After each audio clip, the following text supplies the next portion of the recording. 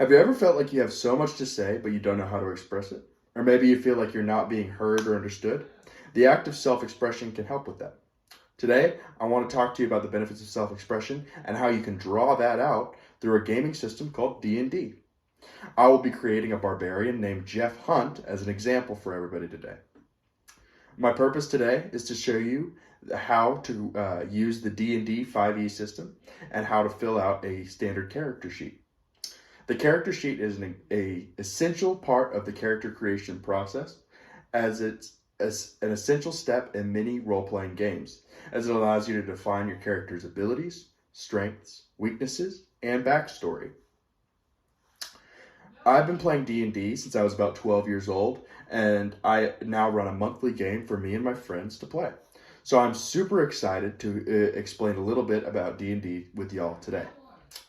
Uh, the list of materials is a very short one. You will only need your computer and the ability to reach the internet. And you will need a blank character sheet. These can be found in PDF form on the internet for free.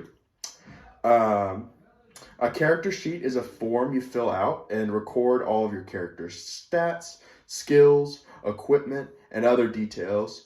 It usually has several sections and boxes for you to fill in. Preparing with your dice, you typically need a D20. So when I say D, it means a sided die. So you'll need a 20-sided die, a 12-sided die, a 10-sided die, an 8-sided dice, your standard 6-sided dice, which you see mostly, and then a 4-sided dice. These will all be used to determine ability scores and your rolls when your DM asks you to check them. Next, I'll be going to the PDF to explain the process in more depth. All right, everybody. So now that we're on the PDF, I'm going to quickly go over all of the things you need to know and fill out for your level 1 experience as a PC player character in D&D. So our character's name, as I said, is Jeff Hunt. He is a level 1 barbarian who is a half orc. Basically, both of those things mean he is super strong. He's able to perform extreme acts of strength and athletics. He's also able to see in really dark lighting.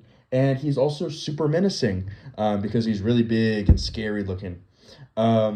So next, I'm covering his background. He's an entertainer. Specifically, he is a gladiator. So he gets in fights in the arena.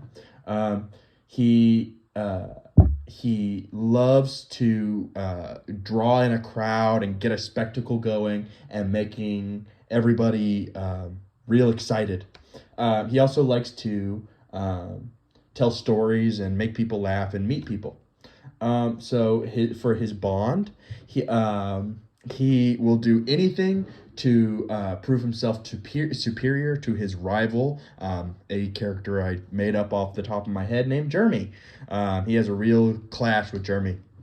So finally, for his flaws, every character in D&D has flaws, so that the role playing and the storytelling is always interesting and keeps people on their toes. Um, Jeff's problem is he has a really sharp tongue, and he has trouble keeping his thoughts to himself. So next we're going to go over ability scores, which you'll see on the left-hand side. Basically, they determine a character's physical attributes, mental and physical, and determines how good they are at a certain thing. So, for example, our character Jeff is really strong. His strength score is really high, but his intelligence is really low. That means he's not that smart. So, reading from the top to the bottom, his strength is 18, his dexterity is 10, his constitution is 14, his intelligence is 8, his wisdom's 8, and his charisma is 12. And all of those plus numbers are what you add to the next column over, skills.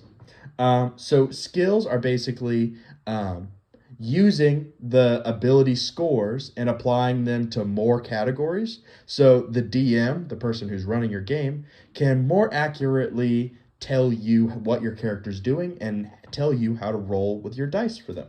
So, as you can see here, our character with these black dots for certain skills is proficient in these skills. That means he gets to add his proficiency bonus at the top and his score from one of his ability scores. So for acrobatics, he adds 2, none from his dexterity, but 2 from his proficiency bonus. And as we go down, just one more example, athletics. So he's really strong. So that means he gets to add +4 and additional +2 because he's also proficient in athletics checks.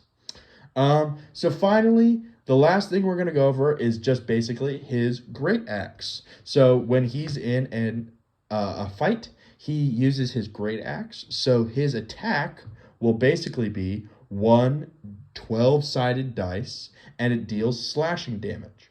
And that's what you would tell your DM when you make an attack. I hope that you really consider playing D&D. It's really fun, and it draws you out of your shell. And I can't wait to see some of y'all playing. Have a good day. Bye-bye.